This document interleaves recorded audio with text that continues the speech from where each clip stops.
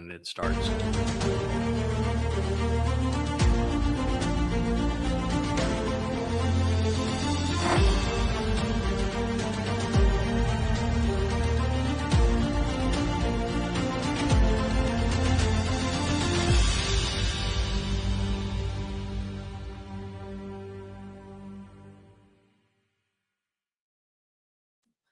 Welcome to this edition of the YAHOWAH blog.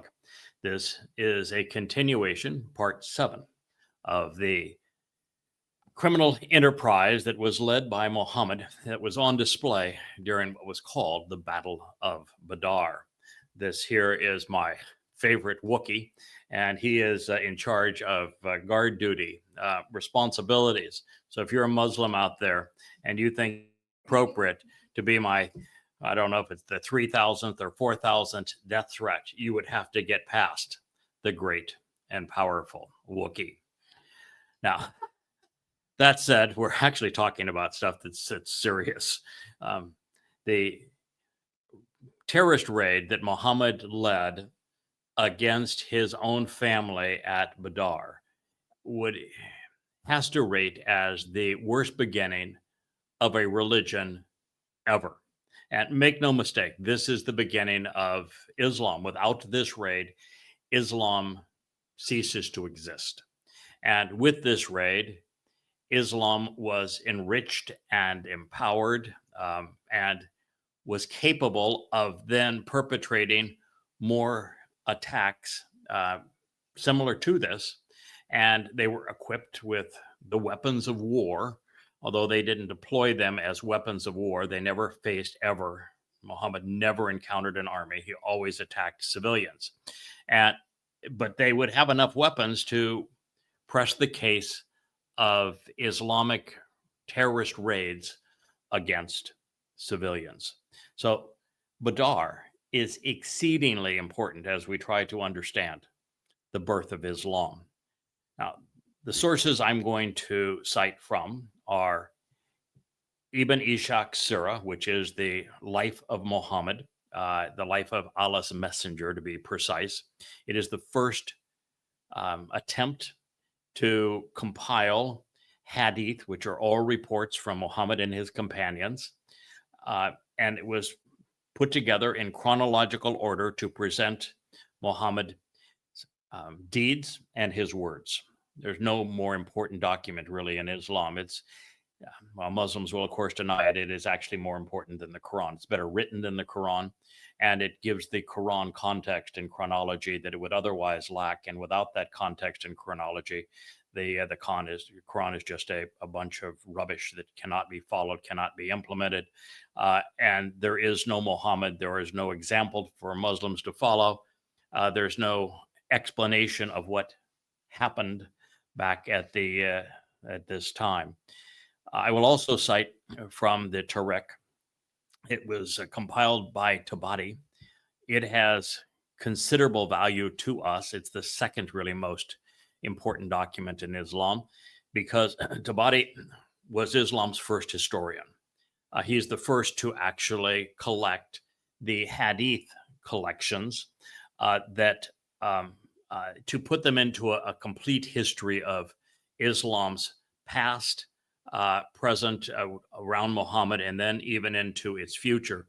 And the reason that his compilation is so important is that he was much broader in his collection of hadith than was Ishaq, but he also preserves so many of Ishaq's collection because Ishaq's collection has actually been lost. We have what Ishaq revealed through Hisham's redaction of it and through what is found in Tabari and later in Bukhari.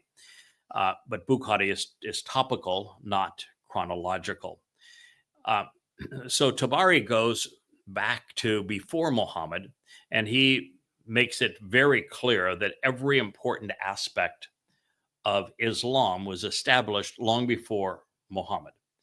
It was the pagan religion of those who were the custodians of the Kaaba, which by all accounts had to be in Petra because Mecca didn't exist at the time. And the descriptions of Petra fit both the Quran and the Hadith.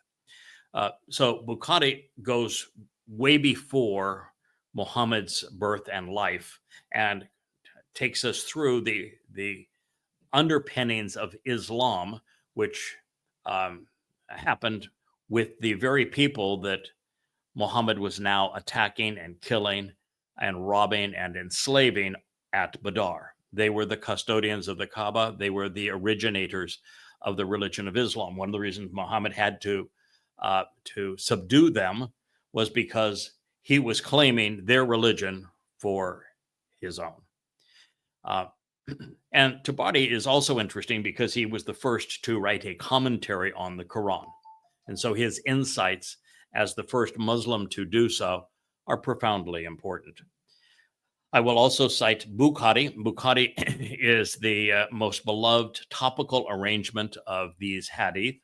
And you should know that the hadith were spoken by exactly the same cast of characters that brought the Quran into existence. Most hadith either were spoken by Muhammad, or spoken about Muhammad, or spoken by those who were accompanying Muhammad. And they were preserved exactly the same way. The Quran went some 4 to 6 generations before being written down, where it was orally maintained, just like these hadith, by exactly the same cast of characters. The Quran can have no more credibility than the hadith, and the hadith no more credibility than the Quran. They are together, and one without the other renders the religion of Islam moot. And collectively, they are the entire essence of the religion of Islam. There is nothing more to Islam than the Quran and hadith. They comprise all that can be known about Muhammad and Allah. And I only use Islam's 5 oldest sources in making this presentation. I think it's also important for you to know that when I'm citing the from Ibn Ishaq's Sirah, that I'm using the most respected of all translations of it. I may even be the only translation of it. It was comprised by Alfred Goulim in the 1950s, and it is published by Oxford University Press. Very hard to get a copy of it, actually, because of the fact that when it's in libraries, Muslims check it out and destroy it because it is so indicting of their religion. The better one knows Muhammad, the less likely they are to be a Muslim. Pretty profound statement there, but it's true. In Tabari's work, there were many translators. The work was done in the 1990s and early 2000s, and the entire series was published by SUNY, which is the state of New York University Press. So New York State University Press.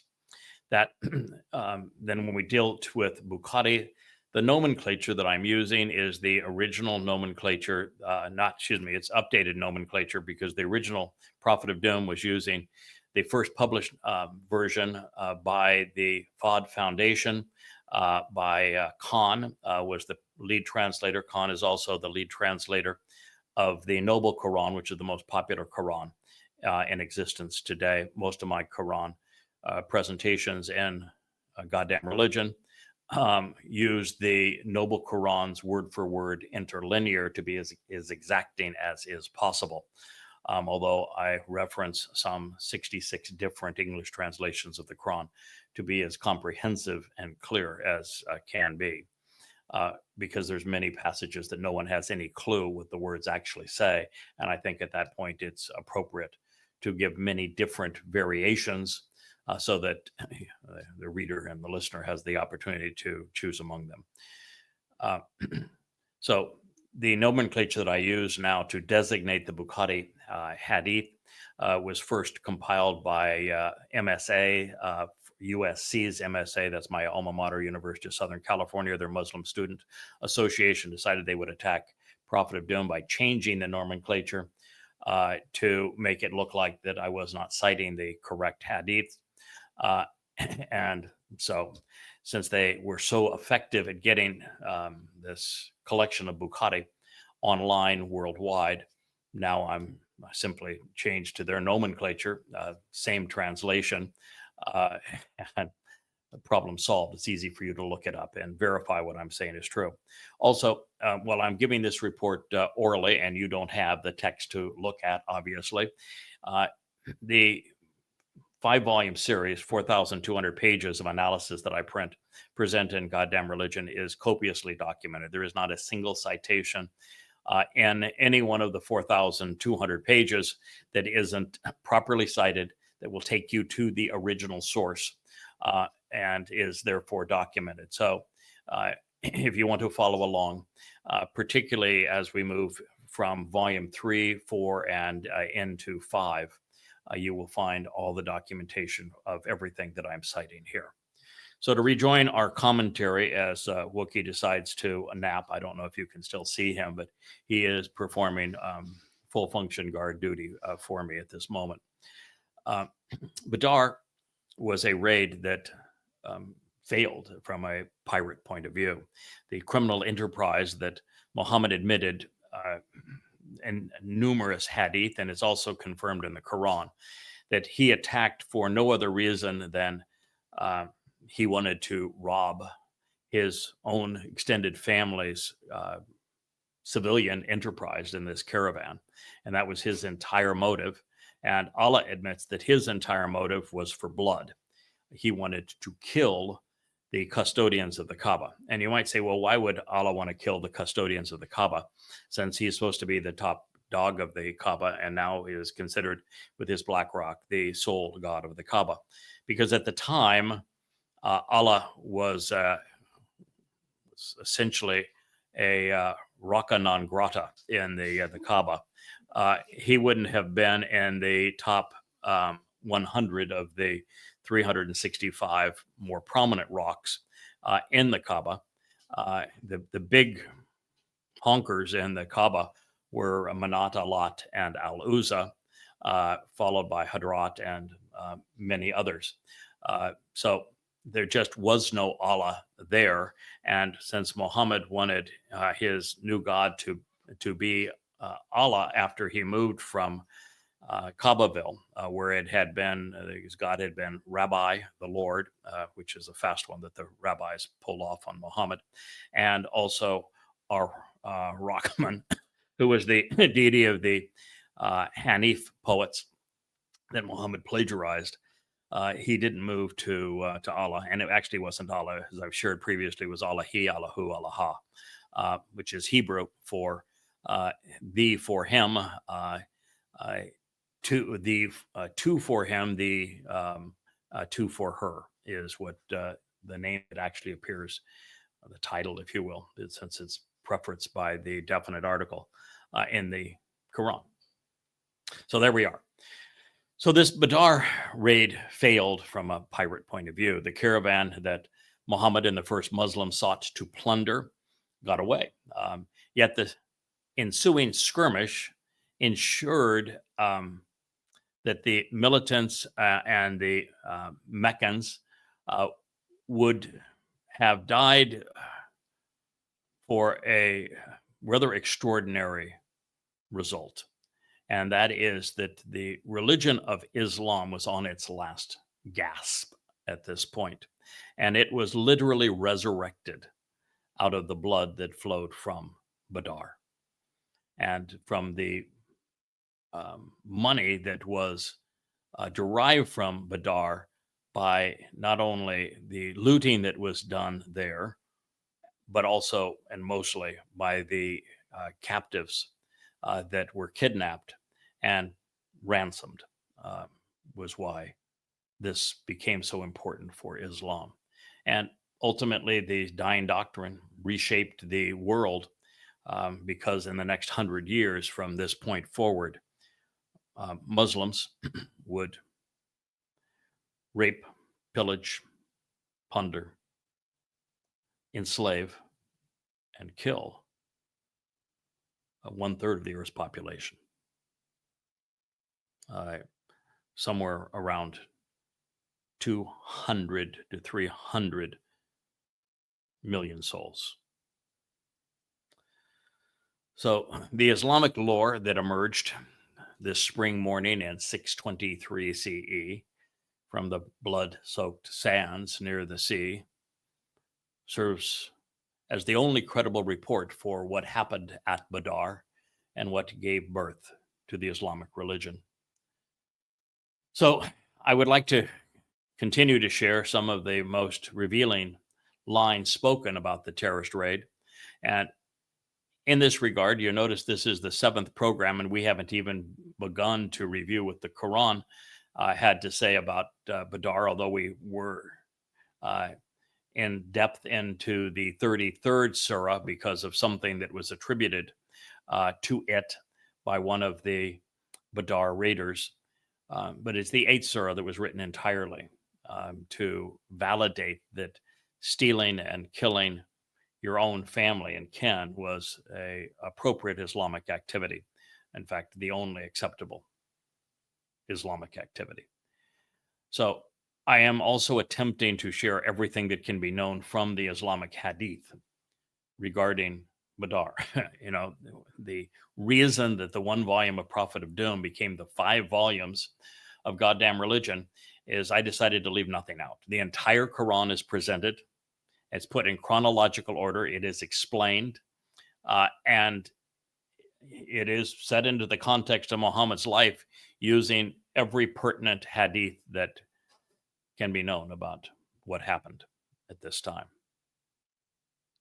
So the first poem that we will now consider, showing that I'm not alone in authoring a condemnation of Islam or calling Islam Muhammad's criminal enterprise. It is Ishaq 3:15, which I shared with you at the close of our 6th episode. It reads, "It was so criminal.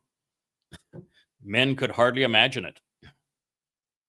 Muhammad was emboldened because of the bloody fighting.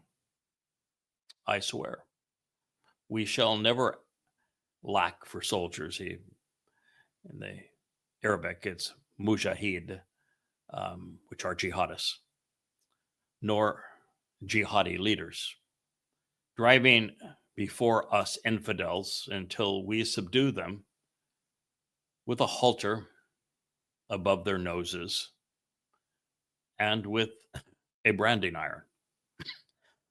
We shall drive them to the ends of the earth. We shall pursue them on horse and foot.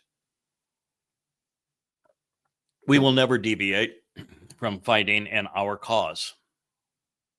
We will bring upon the infidels the fate of the Ad and the Jurhum. The Ad and the Jurhum were mythological communities. It's lose-lose for Islam either way. If they actually existed and Allah did to them what he said, which was he perpetrated terrorism and genocide, he claims to have destroyed some 5 or 6 different communities throughout the Quran. Most of what he claims is so repetitive, but nonetheless, he claims that for reasons that were trivial, he claims that he found and destroyed large communities. Now, the fact is that none of those communities have ever been found. So it's likely that Allah was lying about being a genocidal terrorist, which may be even worse than being a genocidal terrorist. But that's what these references mean. So any people that disobey Muhammad will pay for it. And that's the reality of Islam. To be a Muslim, one must obey Muhammad. The only way one can obey Muhammad, since the Quran claims to be Allah's words, is for you to know what the Hadith says Muhammad claimed. And Muhammad's words are only found in the Hadith. So if you do not surrender to Islam, then you will live to regret it. You will be shamed in hell and forced to wear a garment of molten pitch forever. It's a little known fact, but it is nonetheless verifiable and true that of the several hundred times that Allah is depicted in the Quran, he is only shown in hell. Allah spends all of his time in hell terrorizing sadistically those he doesn't like. And that would be the preponderance of humankind, including all peaceful Muslims and all non Muslims, are being, and even a Muslim who took his own life because of the pain and anguish of having fought in Allah's cause and realizing that there was no hope for survival. You see, you have to die killing non Muslims or peaceful Muslims for Allah to have any chance of avoiding Allah's hell. Well, second only to the Quran, this may be the nastiest, most intolerant, violent, and sadistic poem ever written. It is a world-class seraton. Now, fulfilling a prophecy, a Muslim speaking of the sons of Ishmael said, "In peace you are wild asses, rough and coarse, and in war you are like women wearing corsets. But I care not so long as my hand can grasp my thrusty blade." This was likely being projected at his own extended family, the Quraysh, whom they were there to kill and plunder. And the wild ass reference, of course, takes us back to Bereshith, where speaking of Ishmael's descendants, and Muslims claim they are descendants of Ishmael, Yahweh said that of Ishmael's descendants, his brother's hand will be raised against his brother and his hand against him, and that they will live in hostility to the whole world. And he begins by saying that indeed, Ishmael's descendants, today's Muslims, will be wild asses of men. So you will be wild asses of men. Your brother's hand will be raised against you, your hand against your brother's, and you will live in hostility with the entire world, is what Yahweh spoke accurately about Islam. This would have been just prior to or around 2000 BCE, and Islam would not exist for 26 and a half centuries. Eshach 3:10. As soon as we were confronted by the raiding party, we turned our backs and they started killing and capturing us at their pleasure. This is also being attributed to one of the extended family members that were there as part of the caravan party. So as soon as we were confronted by the raiding party, you'll notice they were terrorists, the Muslims were, we turned our backs. They didn't want to fight them, but they started killing and capturing us at their pleasure, enjoying killing and capturing. Some of our men turned tail, humiliated. Allah smote some of us with pustules from which we died. Well, that didn't occur, but nonetheless, it assuages the Muslim soul to claim that Allah was in on the murderous spree. Eshach 3:11. When the Quraysh began to bewail their dead, the Quraysh would be the custodians of the Kaaba, the inventors of the religion of Islam, and the those who knew Muhammad best, and therefore they are the subject of the single most repetitive rant in the Quran, with more than 500 iterations. I call it the never-ending argument. Those who knew Muhammad best, better than anybody today, called him demon-possessed, a charlatan, a complete fraud, a man who was making up the Quran by stealing the religious lore of other people and twisting it to serve his agenda. That's what they said. That's what's recorded in the Quran.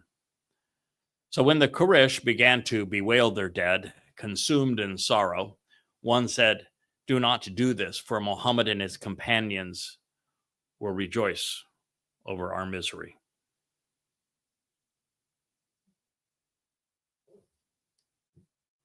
This is the birth of Islam. Eshach, page 340. Surely Badr was one of the world's great wonders. The roads to death are plain to see. Disobedience causes a people to perish. In Islam, you either obey and surrender or you die. It is as much an enemy to liberty and freedom as Islam is to life. Disobedience causes a people to perish. They become death's pawns. We had sought their caravan, nothing else. But they came to us and there was no way out. So we thrust our shafts and we swung our swords, severing their heads. Our swords glittered as they killed. The banner of error was held by Satan. He betrayed the evil ones, those prone to treachery. He led them to death, crying, "Fear Allah, He is invincible." They attribute that line, by the way, to Satan. Because, well, Allah is Satan. Satan knew what they could not see. Yes, that he was Allah. On that day, 1,000 spirits were mustered, and they were excited on white stallions. Allah's army, demons, fought with us. Under our banner, Gabriel attacked, and he killed them. End quote. I'm going to share some insights from this again because this is Islam. Islam is nothing more than this. This is the birth of the religion that became the plague of death. Mohammad orchestrated this raid to rob his extended family's caravan, and he perpetuated the raid to kill and abduct as many Quraysh, of which he was a member of that community, as was possible. So surely Badr was one of the world's great wonders. Yet it is a wonder that a religion of 2 billion people grew from this crude, deadly, bloody, savage, immoral, thieving beginning, where even Satan is on Allah's side. Surely Badr was one of the world's great wonders. The roads to death are plain to see. Yes, the road to death, plain to see in Islam. A river of blood flows directly from under Muhammad's feet. Disobedience causes a people to perish. It is submit or die. They became death's pawns. We had sought their caravan, nothing else. They were there only to steal. But they came to us. No, they didn't come to you. You came to them. And there was no way out. So we thrust our shafts and we swung our swords and we severed their heads. For what reason? So that our swords glittered as they killed? This, ladies and gentlemen, is Islam. There is no other Islam. These were Muhammad's companions doing exactly what Muhammad ordered them to do and what Allah glorified. The banner of error was held by Satan. He betrayed the evil ones. Satan betrayed those the Muslims were killing. He betrayed the evil ones, those prone to treachery. He led them to their death. But Allah claims that he was the cause of their death. We've read hadith that claim that, so that does make Allah Satan. Thank you very much for making my case. He led them to their death. Satan did, crying, "Fear Allah, he is invincible." Now, if that doesn't make Satan Allah, you're not thinking. I mean, it's as clear as words allow. Satan said, "Fear Allah, he is invincible." Satan knew what they could not see. Indeed, he did. That Allah is Satan. On that day, 1,000 spirits were mustered. Now, if it took 1,000 demons to kill a score of overweight, intoxicated, distracted merchants, then Allah's demons are as impotent as is Allah. And so, if indeed there were demons there and they were involved in the killing, which is unlikely since they're spiritual beings and they can't ride horses and they don't swing swords, and the deaths were all caused by swords being swung, swords, cudgels, and spears being wielded by the first Muslims killing their own kin. But Islam loses either way.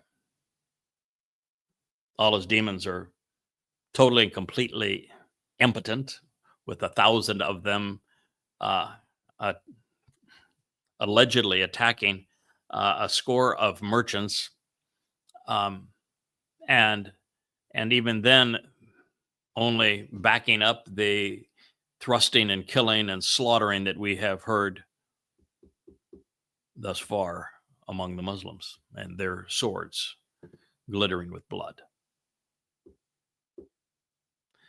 Oh, but they were mustered on excited white stallions because, well, you know, it's, what would you expect? How would they,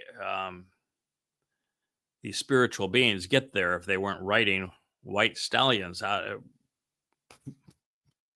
Couldn't see the white stallions, of course. You couldn't see the spiritual beings, but nonetheless, Muhammad claimed they were there. And they fought with us. Yes, Allah's demons, Satan's demons, fought with us as Muslims. Under the banner, Gabriel attacked and killed them.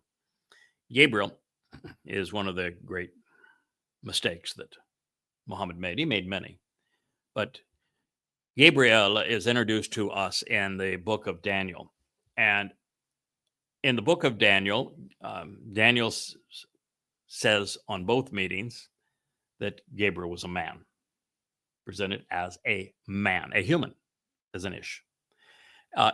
Gabriel itself means God's most capable and competent man. It is from Gabar, which means strong human. God's most capable and courageous man is Dowd to David. He was the prophet that actually spoke to Daniel and predicted when he would return to fulfill Pesach Matzah Bakorim in 33 CE, providing the exact date. Dowd is confused with and renamed David. It's Dowd. He is the actual Messiah. He's the Son of God. He is the one who is returning, and he is the greatest defender of his people. Not only would he not attack and kill these Koresh, which he would have had no interest in, but he would never attack and kill somebody that wasn't attacking and killing Jews. And since these very Muslims, when they return to Yathrib, will begin attacking and killing Jews, Gabriel, God's most capable and competent man, will be the ultimate enemy who will eradicate all traces of Islam. So we must not allow Muslims to deceive the world and play the victim card, claiming Muhammad only took up arms to defend his people. Nothing could be further from the truth. These Muslims were the instigators. They were the attackers. They were the terrorists. They were the raiders. And they were only a defender once. And even in the battle, when they fought to protect their home, they were fighting to protect stolen goods that they had taken from the people who were trying to get them back. from their own kin who wanted to stop the onslaught of terrorist raids, from the very people who the Muslims mutilated on this day. And they wanted to hold the marauders accountable. And that was it. All the rest of the time, Muhammad and his raiders were either perpetrating armed robbery or genocide. Now, same is true, of course, with what happened on October 7th, 2023. Israel had done nothing to antagonize the Gazan Muslims. Gaza had been part of the Egypt, where it was called an outdoor prison. And the Muslims living there were part of Egypt. They were some 40,000 of them in 1948 that had been part of Egypt. And so Israel actually withdrew from Gaza, had nothing to do with the Muslims there who were bred and indoctrinated to hate and want to perpetrate genocide against Jews and have attempted to do so. So Israel had done nothing to antagonize the Gazan Muslims. They were not occupying their land. In fact, they had enabled and enriched them. After all, the capital of the Pakistanians is in Swiss bank accounts. Even in Judea and Samaria, Jews lawfully and constructively build homes on barren land that they own and then tend their sheep, their farms, and their orchards. The IDF does not occupy the hellholes Muslims have built for themselves and only go in to remove those who have attacked Jews. They cannot wait to leave, and they do. And while the Muslim Fakistinians commit over 6,500 terrorist atrocities against Jews annually, there are only 120 settler reprisals, which is extraordinary restraint. Well, there was no sign of Gabriel on this day. I concur. Satan was there, and Muslims are murderers. And the confession is audacious. Satan betrayed the evil ones, those prone to treachery, and he led them to their death, crying, "Fear Allah, he is invincible." Satan knew what they could not see. The hallmarks of Islam, according to Allah, include the favors of humiliation, shame, captivity, and death. These are the very things that validate the religion. Ishaq 3:41. Have you seen how Allah favored his apostle and how he humiliated the unbelievers? They were put to shame in captivity and death. They weren't put to shame in a debate. Islam does not debate. They weren't put to shame because Allah revealed something that was inspiring and innovative and uplifting, because that never happened. Allah always shamed anyone who wouldn't submit to him and capitulate to him by having his goons kill them. They were put to shame in captivity and in death. Sounding like 10:7 again, isn't it? The apostles' victory was glorious. Yes, I remember in Gaza they celebrated the glory of rape and abduction, and torture, terrorism, mass murder. Its message is plain for all of us to see. The Lord, yes, it is. But why are so many blind to it? The Lord brought repeated calamities upon the pagans, bringing them under the apostles' power. Well, if that were true, if the Quraysh were pagans, then Islam is pagan, because the Quraysh invented Islam. Really, every aspect of Islam is based upon the religious traditions that the Quraysh orchestrated around the Kaaba 4 and 5 generations before Mohammad was born. Allah's angry army. He had no army, but he had mujahideen, jihadists, terrorists, a gang of goons. Allah's gang of goons, if I might be more correct, smote them with their thirsty swords. Yes, Islamic swords hunger for blood. Many a lusty youngster left the enemy lying prone. Yes, the youth of Islam are murderers. Their women wept with burning throats, for the dead were lying everywhere. But now they are in hell. You see, in Islam, it's a very unique religion in that, and most religions, murderers go to hell, and their victims have the opportunity to go to heaven. But in Islam, it's the murderers who go to heaven and the victims who go to hell. Now, most people would think that's immoral. I would think that's immoral, but not to a Muslim. That's why Islam is incompatible with humanity, with life, liberty, morality. It is really shameful, but nonetheless true, that abducting, taunting, and butchering begat a religion capable of corrupting 2 billion people.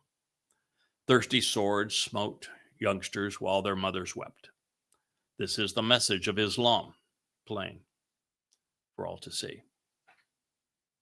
So I must ask, why was Israel taken by surprise on October 7th, 23? Why has the world failed to make this connection between the barbarism and cruelty on display in these confessions from the very best Muslims who ever lived? There is a zero possibility that these Muslims have Islam wrong. There is no possibility whatsoever that these Muslims making these citations, following Muhammad's orders as he is overseeing this event, have corrupted their religion. None. And that makes this their religion. This, therefore, is the religion of Islam. Therefore, the terrorists have not corrupted their religion has corrupted them. Statement of fact. It's rationally irrefutable, evidentially proven. One of the Quraysh merchants, Al-Harith, was one of the few sane voices, Hadith Ishaq 342. I wonder at foolish men like these who sing frivolously and vainly of the slain at Badr. It was nothing more than an impious and odious crime. Men fought against their brothers, their fathers, their sons. Any with discernment and understanding recognized the wrong that was done here. By Islam's own scriptures, the first to collect the sayings of Mohammed and those who accompanied him as Islam was being conceived, said the following. And they preserve this confession. I wonder at the foolish men like these who sing frivolously and vainly of the slain at Badr. This was nothing more than an impious and odious crime. Men fought against their brothers, their fathers, and their sons, and with discernment and understanding recognize the wrong that was done here.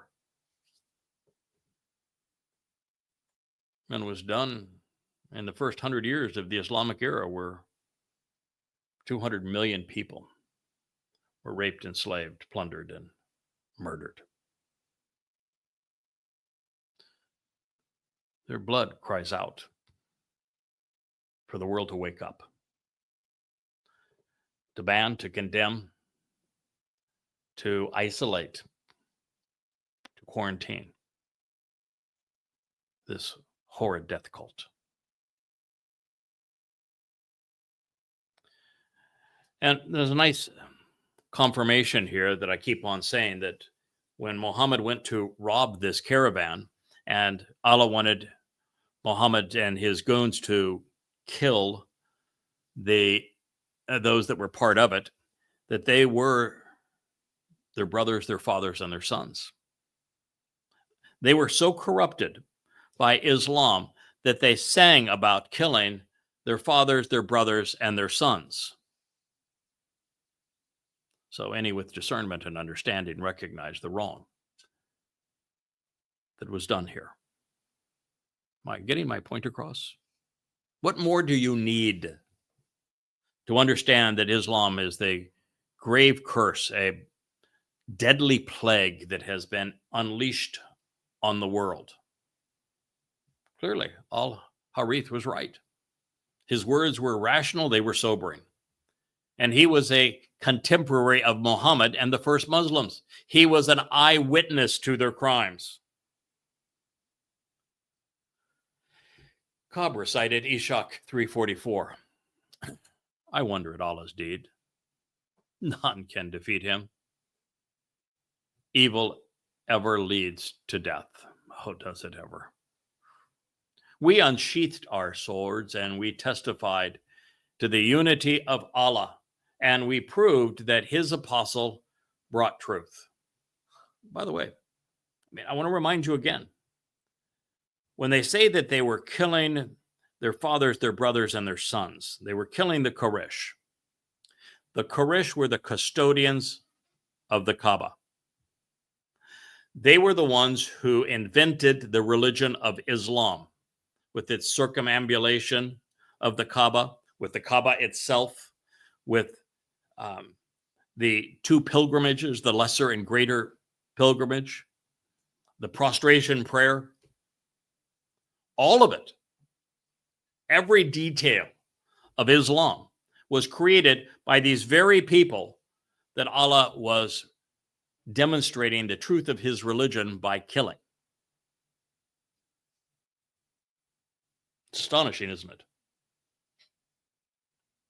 We smote them, and they scattered. The impious met death. They became fuel for hell. Yes, those who were murdered on this day, robbed, plundered, abducted, and murdered, became the fuel for hell. And the reason he said that is because Allah actually claims that men's bodies are the faggots of hell's fire. Repetitively in the Quran. All who are not Muslims will go there. Well, fortunately, Muhammad and Allah were nothing but psychotic liars. And hell is actually for Muslims and their ilk. Allah will be a permanent inmate. Muhammad will be there too. It will consume them while the stoker, capital S, increases the heat. You know who the stoker is? Read the Quran and you'll know that the stoker is Allah. He is the one who stokes hell's fires with the bodies of men so that he can roast other men on a rotisserie, burning off their skin, only to give them a new skin so he can continue the torture forever while boiling water down their throats and making them wear a garment of pitch. Allah is sadistic. He hates humankind. While the stoker, capital S, Allah, increases the heat. They had called Allah's apostle a liar, as would anybody who is saying. 100% of those among Muhammad's kin called him a liar because he was. They claimed that you are nothing but a sorcerer. They claimed a lot more than he was satanic. And Muhammad even admitted that he was satanic. He claimed twice that he was demon-possessed. He claimed that as one of Allah's messengers, he spoke for Satan. All there documented. Why don't you believe him? So Allah destroyed them. Yeah, his retort wasn't to say, no, he's really a prophet because I'm going to issue these prophecies through him. He's going to perform these miracles so that you will know that he really is speaking for God. No, there was none of that. No, we're going to respond to those who are correctly saying that he is plagiarizing all of this. He's stealing it from other sources and then twisting it to fit his agenda, which is the truth. And he's just nothing but a covetous madman, a psychopath. That no, we're going to respond to them by killing them. Not going to debate them, not going to perform a miracle, not going to issue a prophecy, not going to do anything that any sane individual would do, not going to act like Yahowah, who said, okay, you want to speak against Moshe? You want to speak against Dode? Here, I'm going to issue these prophecies that demonstrate that he's telling you the truth, that Allah was a demonic god. So Allah's testimony is a mutilated arm and a slit throat. He is victorious in death. And he validates his religion through unsheathed swords. In Islam, the pious kill and the impious die. Innocent victims fuel the fires of hell. But I have a spoiler alert. Muslims have charted a course and blazed a trail deserving of eternal damnation. And there is where they will meet the stoker, Allah, as hell's warden. As you read on, remember that this is the event that made Islam what it is today. Terrorist raid on Arab merchants at Badr is Allah's and Mohammed's defining moment. It is the centerpiece of the Quran. It's the point where the Quran pivots from a failed religion to a successful terrorist enterprise. I kid you not. It is the fulcrum upon which Islam goes from, at this point, it had 14 years of failing miserably at trying to be a religion. And this very moment, it became a terrorist and criminal enterprise. What's more, the justification for robbing, abducting, and murdering these men was that they properly assessed that Muhammad was demon-possessed and that he was speaking for Satan, both of which Muhammad himself admitted. Therefore, the response of the best Muslims to words they didn't like, even though they knew them to be true, even though Muhammad admitted them to be true, was to hunt them down, mutilate, and then celebrate the deaths of those who spoke the truth to them. They do it today.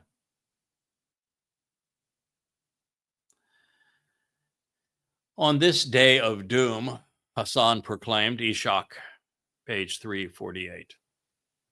They retreated in all directions. They rejected the Quran. Well, there was no Quran. Let's be clear. The Quran would not come to exist for 4, 5, 6 generations after Muhammad began reciting surahs. It was all nothing but sound waves. Nothing more than the Quran, to the Quran, than verbal declarations. But they rejected those verbal declarations and they called Muhammad a liar. They did. It's the single most repetitive theme in the Quran. But Allah caused them to make his religion and apostle victorious. Yes, the victory of Islam is the death of those who knew Muhammad best. The victory of Islam is the demise and death of those who knew Muhammad better than anyone today. They lay still in death. Dead men tell no tales. Their throats were severed. Their foreheads embraced the dust. Their nostrils were filled and defiled with filth. Many a noble, generous man we slew this day. We left them as meat for the hyenas, and later they shall burn in the fires of hell.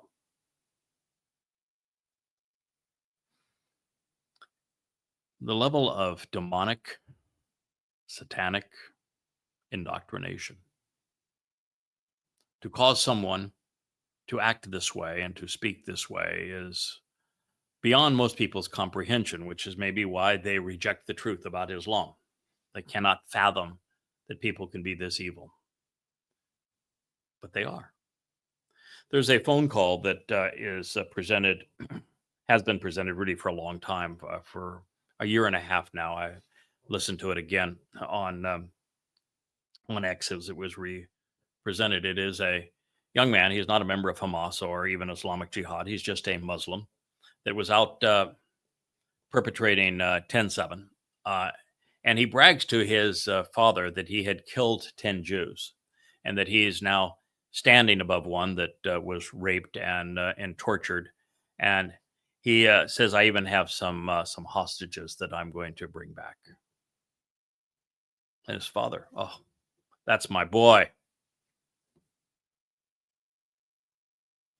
Religion hasn't changed one iota. It can't change. This is the Quran, it's the Hadith, it's Mohammad, it's Allah. This is Islam. There's no other Islam. Rejecting the Quran is seen as justification for annihilation, and it is sunnah for genocide. Severing throats was Muhammad's retort, rather than delivering a cogent, evidence-based, rational argument against his critics. Because quite frankly, he was incapable of that. And let's remember, the man being denounced was a ruthless megalomaniac and clearly a psychopath. He was a pedophile. He was a rapist. He was a terrorist. He was a mass murderer. He was incestuous. He was a misogynist. He's the man that instigated one of the most disgusting traditions in human history, called the honor killing, where Muslim fathers and mothers, after they've already taken their daughters' genitals and mutilated them, and genital mutilation, mothers hold their daughters down and other Muslims cut away their clitoris, so that there's zero chance that a Muslim woman can ever enjoy sex, because she's not there to enjoy sex. She's there to be conquered and used.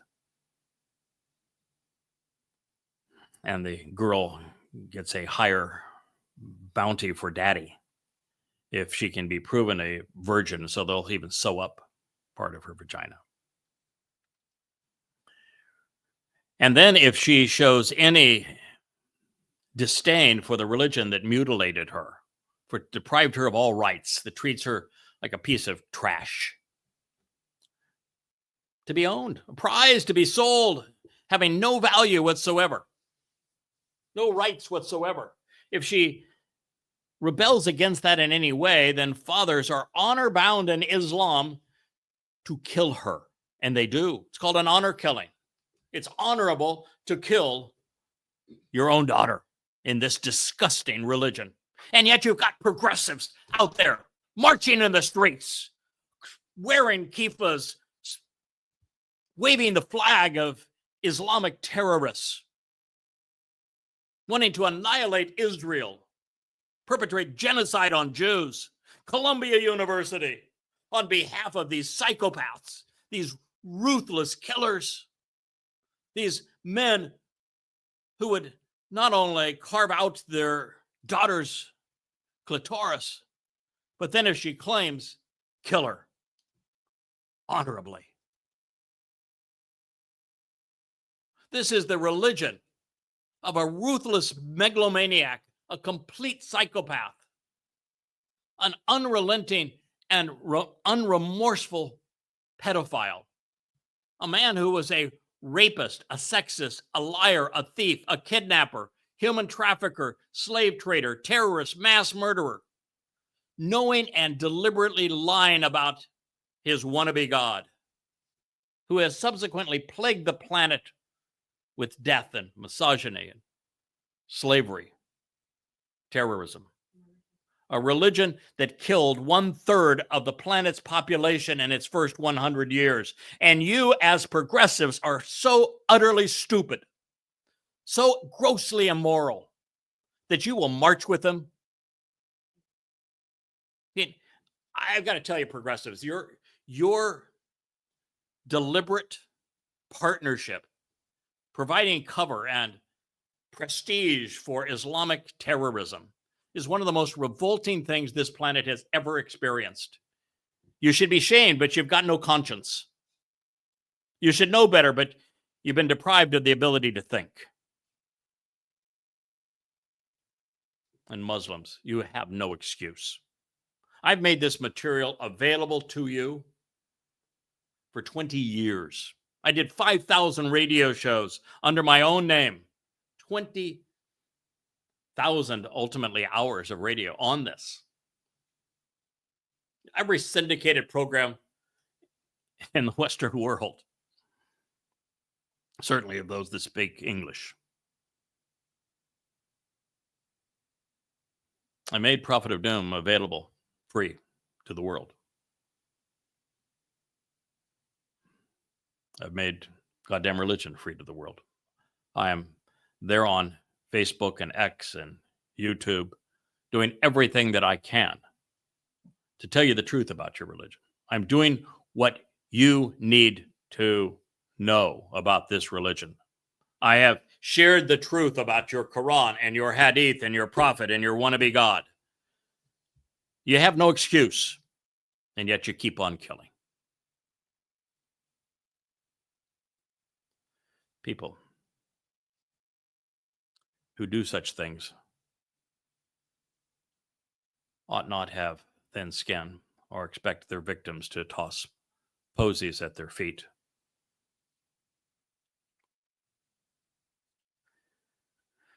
A terrorist raid designed exclusively to loot a caravan had become a noble crusade. Men who came to protect their property and family were butchered for calling a demon-possessed sorcerer a liar. One can only lament that this proved untrue. Eshach 3:49. The battle will tell the world about us. Distant men will heed our warning. God damn it, do I wish that were true. And I say God damn it in the purest of ways. It means that God forsakes, he damns, he separates himself from such things. He does.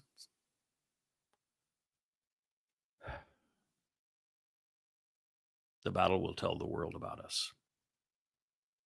I'm trying. I'm doing my best.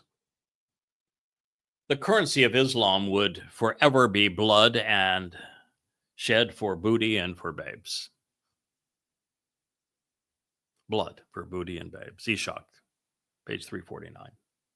The infidels may cut off my leg, and yet I am a Muslim. I will exchange my life for one of the virgins, fashioned like the most beautiful of statues. But alas, he lied. So don't be so foolish as to believe him. Muslim mothers, parents, when one of their sons or daughters is killed, killing Jews, butchering them, terrorizing them, will always say, oh, he's right there now with the other martyrs, Shahida, that he's there with the virgins in paradise, having a grand old time. Nah. The possibility, the creator God of the universe, who conceived life, who made things so beautiful, who authored the Torah and prophets that are so remarkably insightful, having created a death cult for men to be ruthless savages, and then rewarding those who are the best killers with perpetual virgins in paradise. Zero. Absolute zero. 2 billion Muslims, you've all been lied to, and you have no excuse, because this is so stupid that to believe it, you have to be a complete ignoramus. And progressives, for you, tolerating it, supporting it, wearing their symbols and their flags, marching in the streets and on college campuses. What a waste of an education, I should say, indoctrination. A Muslim militant recited these lines. They're recorded by Eshach in the Surat Rasul Allah, now on page 357 of the Oxford University Press, translation by Alfred Goulim, probably is the pronunciation. Their leaders were left prostrate. Their heads were sliced off like melons. Many an adversary I have left on the ground to rise in pain, broken and plucked. When the battle was joined, I dealt them a vicious blow. Their arteries cried out, their blood flowed. That is what I did on the day of Badar. Their leaders were left prostrate, their heads were sliced off like melons. I left them to rise in pain, broken and plucked. That was the vicious blow I wielded upon them. I dealt them. Their arteries cried aloud. Their blood flowed. That's what I did on the day of Badar. Badar is no small issue, by the way, and you can't just relegate Badar to the Hadith because it is celebrated in the Quran. The entire 8th surah is devoted to memorializing this as the birth of the Islamic religion. Well, the birth of Islam as a criminal enterprise and death cult, a terrorist dogma. Islam turned good men bad, and it makes bad men worse. With brains no bigger than or better than melons, and plucked of their humanity, the broken have inflicted incalculable pain. And yet, in all of this time, with rivers of blood, there had not been a drop of ink. Islam's indelible legacy is mass murder, not the Quran.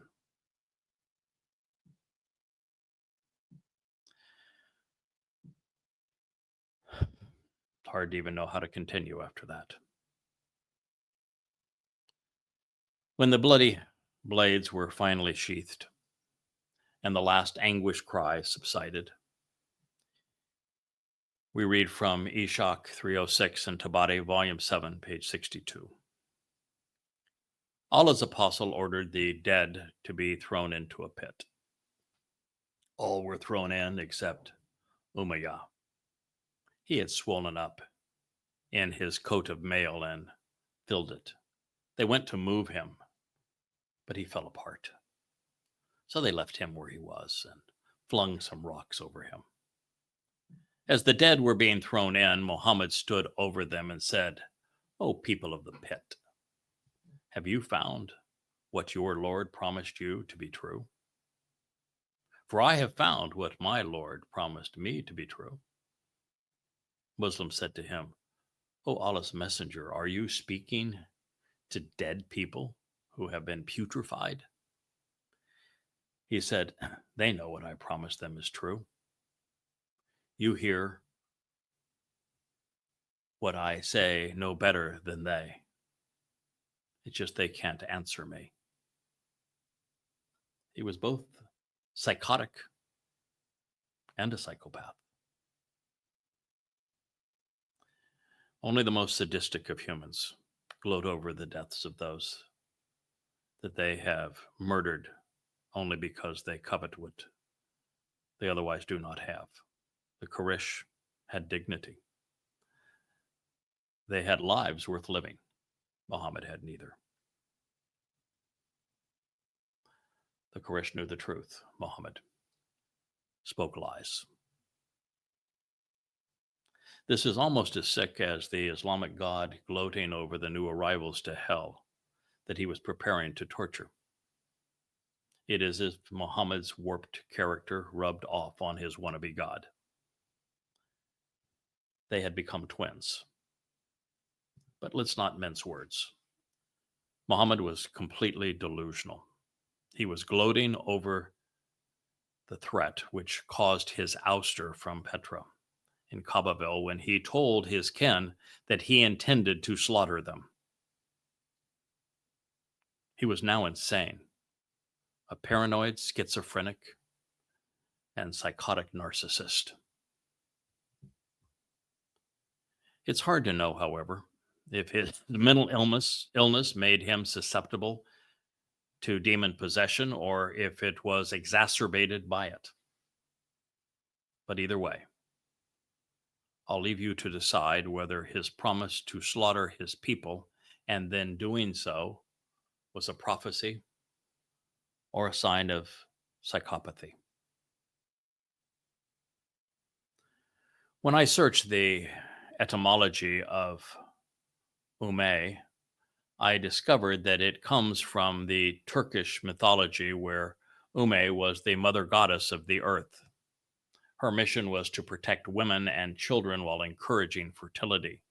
The root of Ume means womb, so while the name was contrived, the inference was that Allah and his Muslims had killed Yahowah and mutilated the rights of women. Bukhari, Volume 5, Book 58, number 193. The prophet caused those that he had teased him.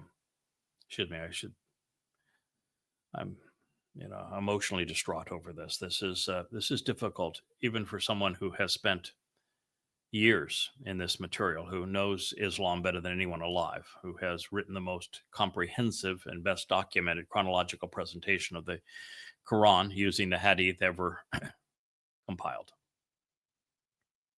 I know this monster better than anyone, and yet, even as I share it with you, it's difficult.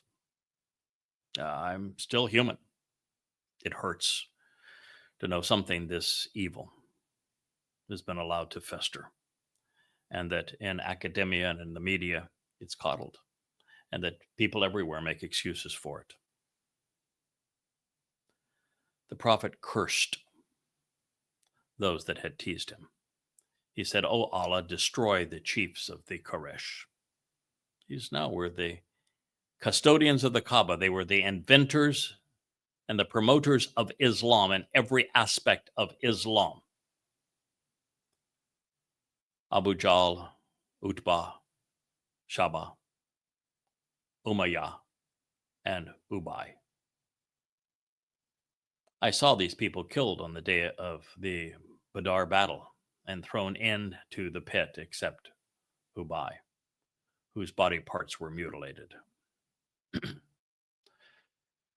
Now, for those who prefer their prophets pathetic, psychotic, possessed, rather than prophetic, Mohammed's your guy. As for me, I prefer them like Moshe and Dode and Yashaya. But to each his own.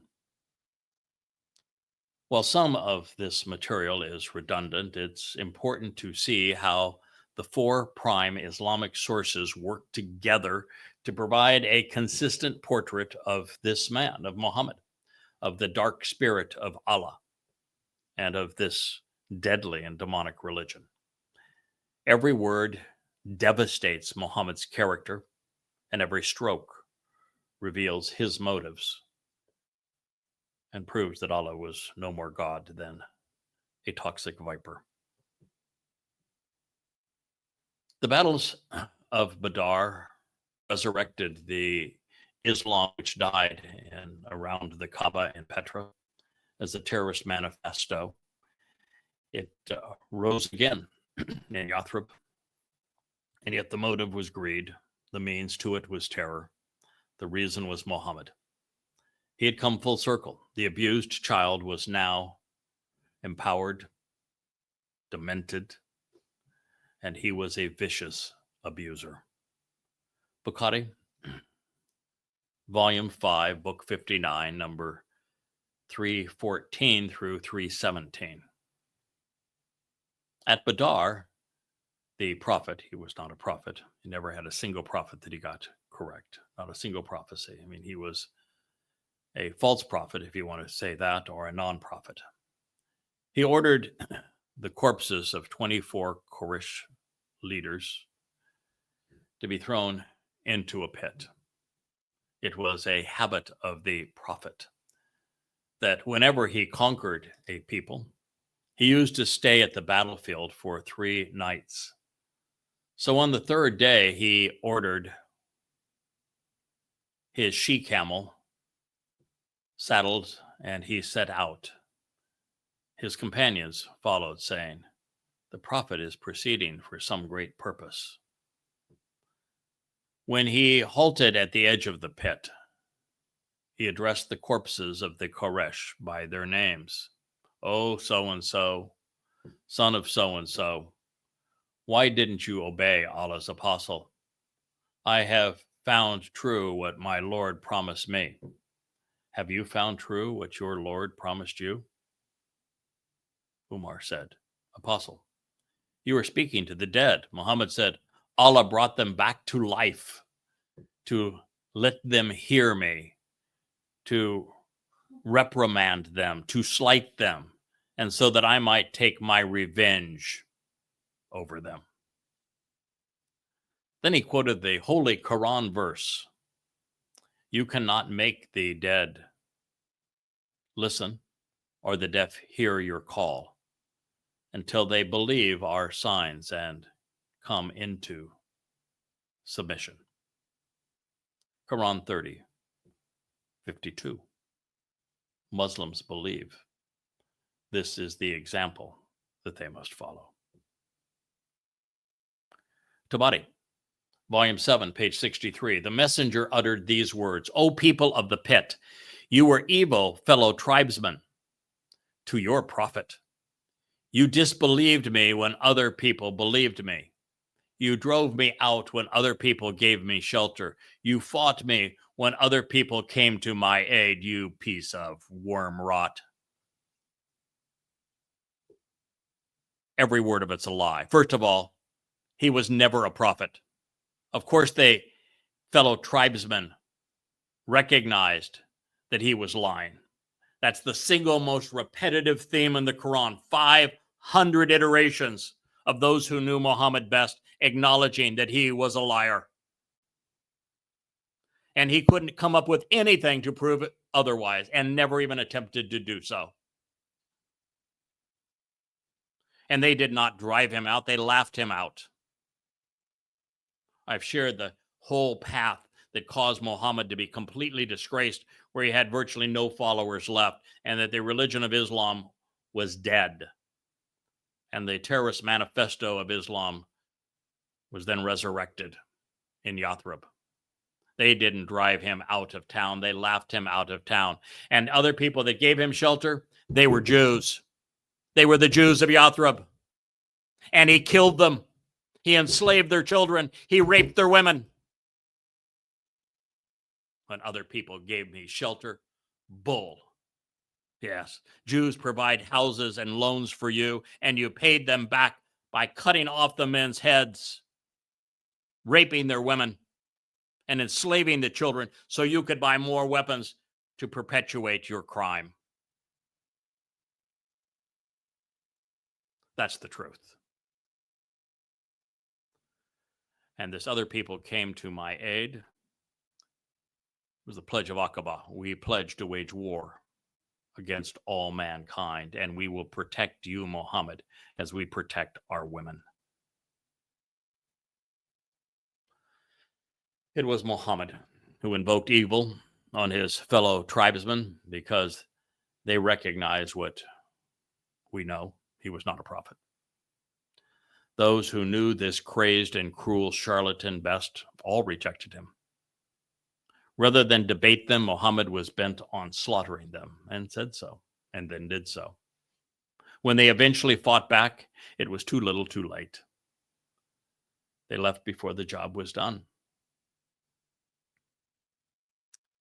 Sadly, it's true that Muhammad finally found men foolish enough to believe him, and they came to his aid by committing to wage war against all mankind, and they are continuing to do so.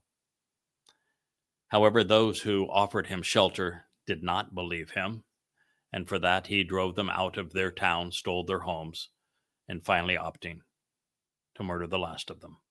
They would be Jews, and he perpetrated genocide against them. This sorry excuse for a human wasn't finished gloating. Ishaq 3:06. The apostles command companions heard him get up in the middle of the night, he went to the pit and said, "O people of the pit," enumerating all who had been thrown into the dirty well, "I have found that my Lord promised me to be true." Normal men would have been repulsed by the sight and smell of rotting corpses, but not this one. He was inspired. So was his spirit, the Lord of the pit. This next vignette is equally disturbing. The foolishness of Islam is now behind us. All that remains is tragic. Tabari 763 and Ishaq 307. Utbah was dragged to the well. Mohammad looked into the face of his son Abu, who was dejected. "I fear perhaps some sadness has entered you on account of your father." "No, by Allah, prophet of Allah," Abu replied, "I had no misgivings about my father, nor about his death. I knew my father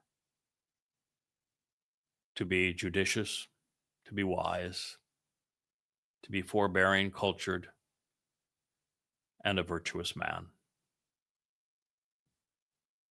I used to hope that these qualities would lead him to Islam.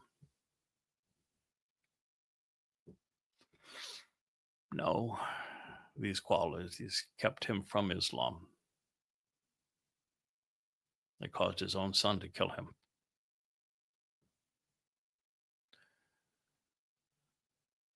And those qualities should keep the rest of us from Islam, putting this religion out of its misery. But alas, between progressives, the conspiratorial, and the religious, the judicial thinking, rational judgment is as rare as is sanity in the Quran. The skirmish is over, but it was now time to divvy up the spoils. The next section of Al-Tabari begins under the headline, "The Division of Booty," and I will cover it in our next episode of Muhammad's Criminal Enterprise. And after we have finished with it, we will delve into the 8th surah of the Quran and confirm that all of this is Quranic. It means there's no way away from it. There's no way to deny it. There's no way to pretend that it's anything other than Islam that turns men into ruthless terrorists, mass murderers, rapists, and sadists that mutilate their victims while they celebrate their carnage. I thank you for listening. I know this is tough to hear, but the world needs to hear it. I am Craig Winn, and this has been an episode of the YAHOWAH blog.